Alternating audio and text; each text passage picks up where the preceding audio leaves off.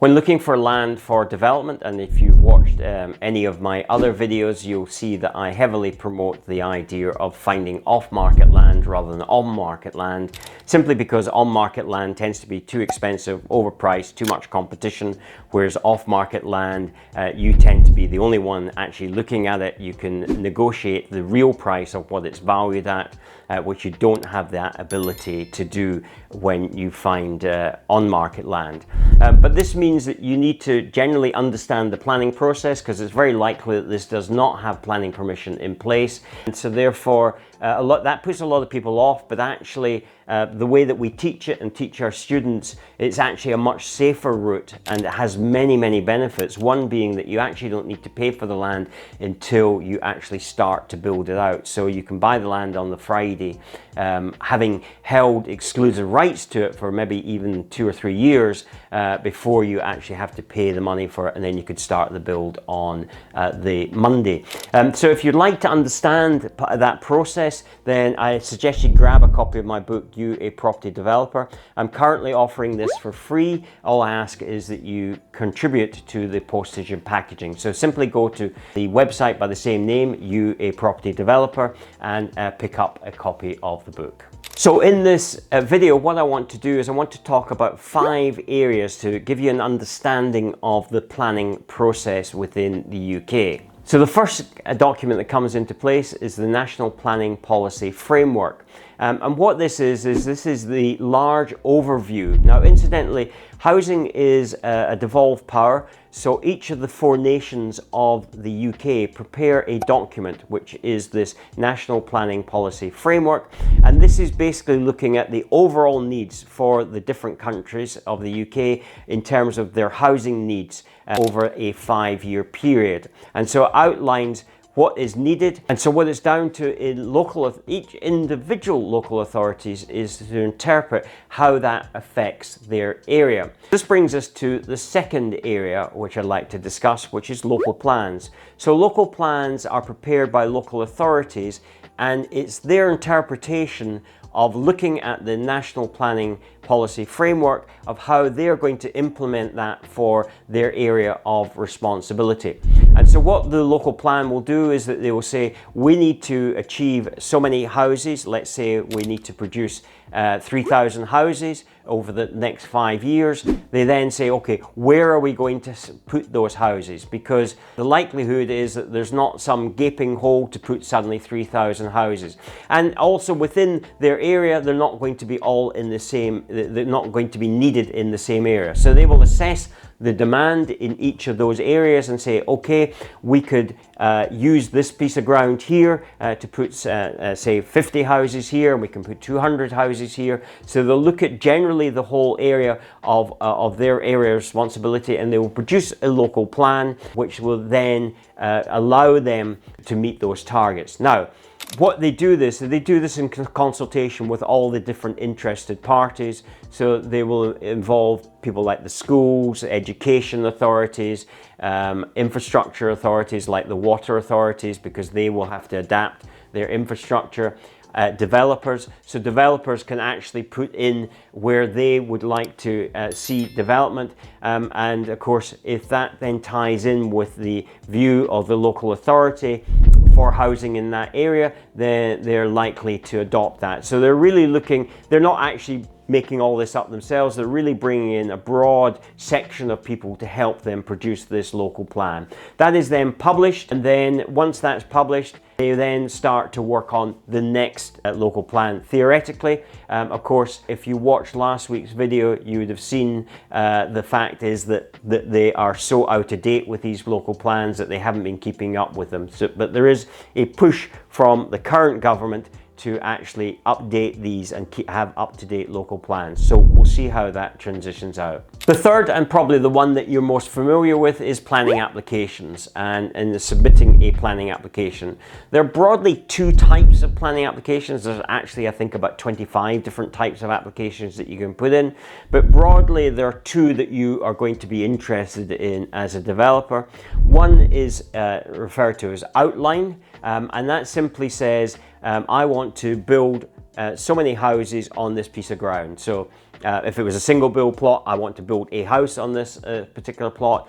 As a small developer, you're looking at usually between 4 and 9 houses that you want to put on there. So I want to build, in principle, 5, 9 houses, however many is on this piece of ground.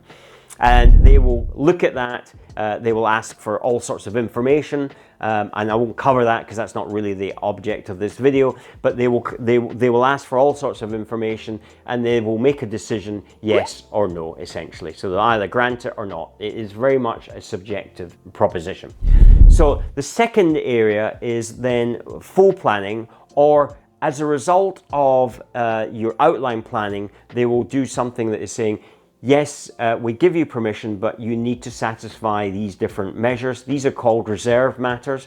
So the second application from there would be to satisfy those reserve matters. With a full application, what you're doing is that you're incorporating everything in there that basically you are submitting designs. You're saying, this is how we're going to lay it out. So these are where the 9 houses are going to go.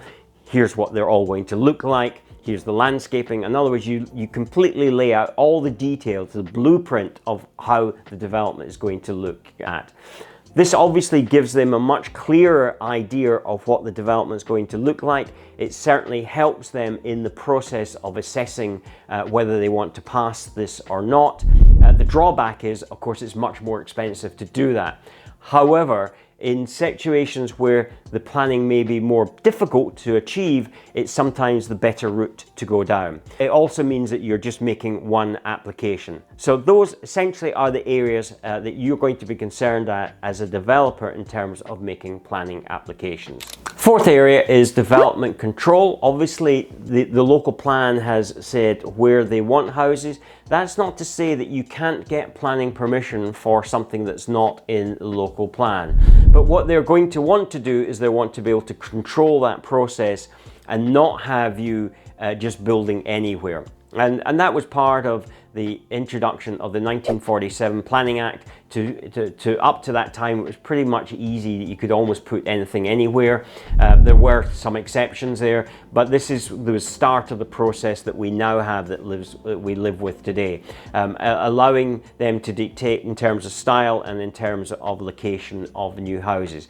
So they will want some control on that, and that's going to be what's covered in this area in terms of development control. They will also consider within that the impact that that will have on infrastructure. So for instance, a development I was looking at a few years ago was in a small town, and there was housing development going on there.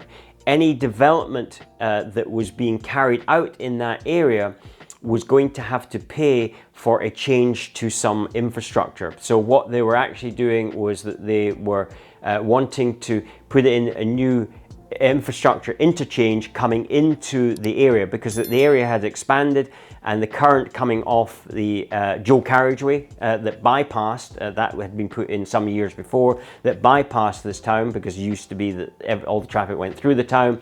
So they have a bypass there, but the actual interchange of one of those interchanges coming into the town was not really suitable for the current infrastructure, and so therefore they were looking for a contribution to that. Now, they could have actually built that infrastructure and still be clawing back money after that infrastructure has been implemented from new developments as well, and that happened to be the case in this situation. So point 5 really goes back to point 3 when we talked about the planning process and whether you got approval or not approval. Of course, there will be some times when they reject applications, and that's not necessarily the end of the road. So then you move into the appeals process. So the appeals process is where they appoint a different local authority to look at the case of whether this planning application should go through. Now, sometimes this appeal has to be made to government, but it's then the local authority that then actually carries out the appeals process. So somebody from a local authority, usually a planning officer there, will look at the program afresh. and then it goes to almost like a court situation. There's a hearing where the appeal is heard, and you have, as the person, you have the ability to represent your case, why you think the proposal should go through. The planning authority will then represent their case, why they think it should be refused.